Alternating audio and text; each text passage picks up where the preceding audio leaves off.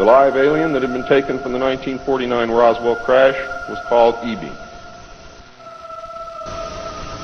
It was short for extraterrestrial biological entity, and all aliens are not called EB. EB had a tendency to lie, and for over a year would give only the desired answers to questions asked. Those questions which would have resulted in an undesirable answer went unanswered.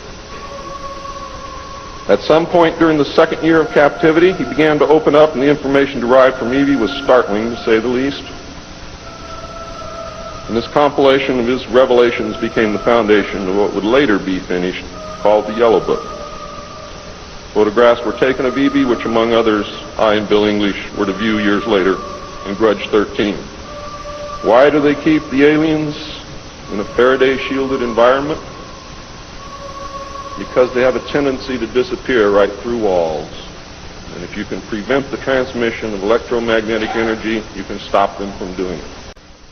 In late 1951, EB became ill. Medical personnel had been unable to determine the cause of EB's illness and had no background from which to draw.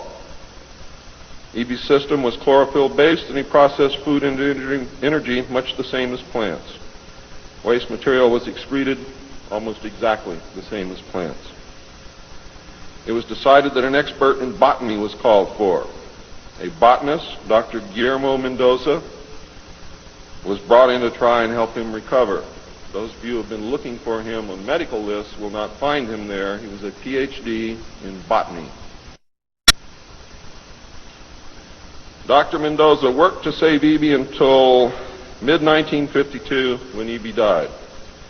Dr. Mendoza eventually, according to the information that I read, became the expert on at least this type alien biology.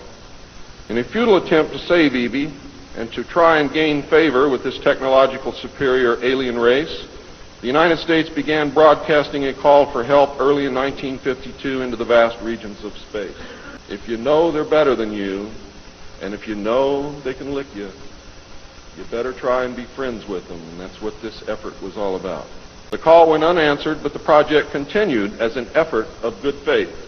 President Truman created the super-secret National Security Agency by secret executive order on November 4th, 1952, and until recent years, there wasn't 1 in 50,000 people in the United States who even knew it existed. Its primary purpose was to decipher the alien communications and language and establish a dialogue with the aliens. This most urgent task was a continuation of the earlier effort and was codenamed Sigma. The secondary purpose of the NSA was to monitor all communications and